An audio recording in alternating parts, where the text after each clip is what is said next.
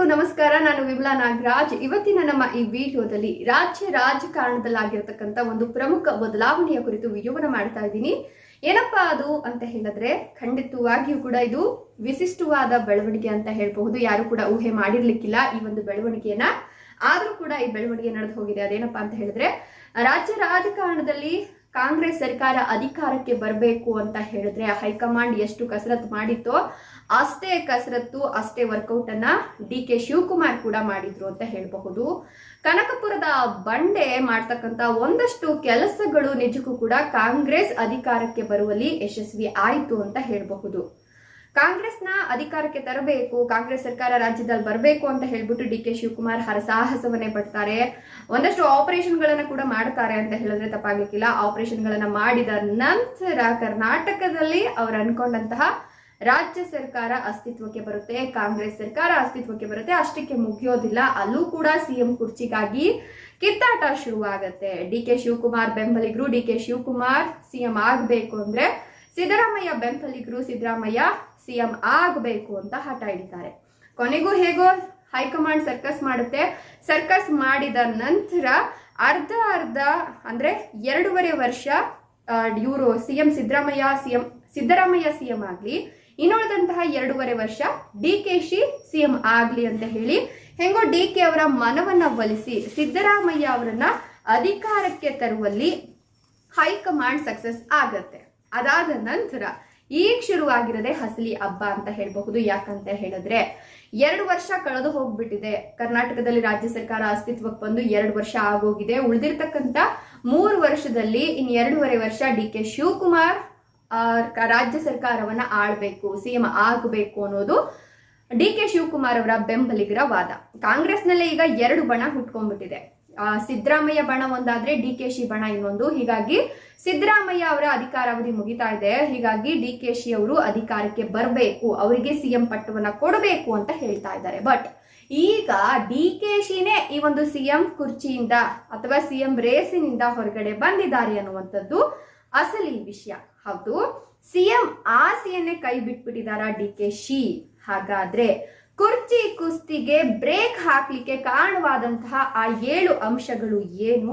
ಇವತ್ತಿನ ವಿಡಿಯೋದಲ್ಲಿ ಡಿ.ಕೆ.ಶಿ ಸಿಎಂ ಕುರ್ಚಿಯಿಂದ ಹಿಂದೆ ಸರಿಲಿಕ್ಕೆ ಅಸಲಿ ಕಾರಣ ಏನು ಅನ್ನೋದನ್ನ ನಾನು ನಿಮ್ಗೆ ತಿಳಿಸ್ತಾ ಹೋಗ್ತೀನಿ ಸ್ನೇಹಿತರೆ.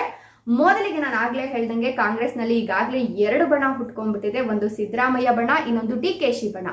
ಒಂದ್ ಕಡೆ ಡಿ.ಕೆ.ಶಿ ಬೆಂಬಲಿಗರು ಏನ್ ಹೇಳ್ತಾರೆ ಅಂತಂದ್ರೆ, ಸಿದ್ದರಾಮಯ್ಯ ಅವರ ಅಧಿಕಾರಾವಧಿ ಮುಗಿದು ಹೋಯ್ತು, ಡಿ.ಕೆ.ಶಿಗೆ ಅಧಿಕಾರವನ್ನ ಕೊಡಿ, ಡಿ.ಕೆ.ಶಿಗೆ ಸಿಎಂ ಪಟ್ಟವನ್ನ ಕೊಡಿ ಅಂತ ಕೇಳ್ತಿದ್ದಾರೆ.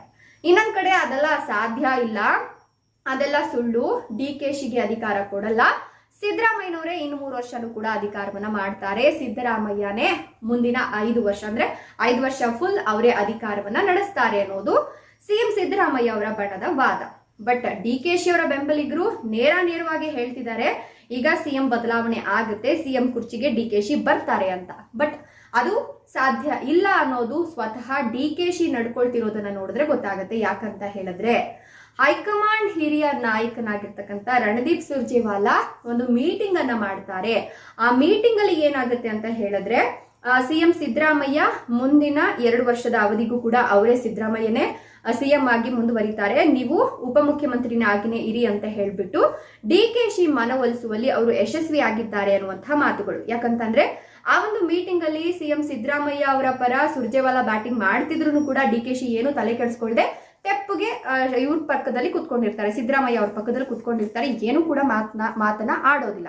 ಸೊ ಇದನ್ನೆಲ್ಲ ನೋಡಿದ್ರೆ ಎಲ್ಲೋ ಒಂದ್ ಕಡೆ ಈ ಸಂಧಾನ ಸಭೆ ಯಶಸ್ವಿ ಆಗಿದ್ಯಾ ಅನ್ನುವಂತಹದ್ದು ಈಗ ಉಟ್ಕೊಂತಿರ್ತಕ್ಕಂಥ ಪ್ರಶ್ನೆ.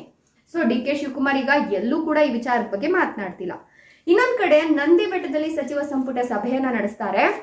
ಅಲ್ಲೂ ಕೂಡ ಸಿದ್ದರಾಮಯ್ಯ ರಾಜಾರೋಷವಾಗಿ ಹೇಳ್ಕೊಳ್ತಾರೆ, ಯಾವ ಸಿಎಂ ಬದಲಾವಣೆನೂ ಇಲ್ಲ, ಮುಂದಿನ 5 ವರ್ಷದವರೆಗೂ ಕೂಡ ಅಂದ್ರೆ ಈ 5 ವರ್ಷ ಕಂಪ್ಲೀಟ್ ಆಗೋವರೆಗೂ ಕೂಡ ನಮ್ಮ ಸರ್ಕಾರ ಸುಭದ್ರವಾಗಿರುತ್ತೆ, ನಾನೇ ಸಿಎಂ ಆಗಿರ್ತೀನಿ ಅಂತ ಘಂಟಾಘೋಷವಾಗಿ ನೇರವಾಗಿ ಹೇಳಿದ್ದಾರೆ. ಸೊ ಇದೆಲ್ಲಾ ಬೆಳವಣಿಗೆಗಳನ್ನ ನೋಡ್ತಾ ಇದ್ರೆ ಡಿ.ಕೆ. ಶಿವಕುಮಾರ್ ಈ ಒಂದು ಸಿಎಂ ರೇಸ್ ನಿಂದ ಹಿಂದೆ ಸರಿದಿದ್ದಾರೆ.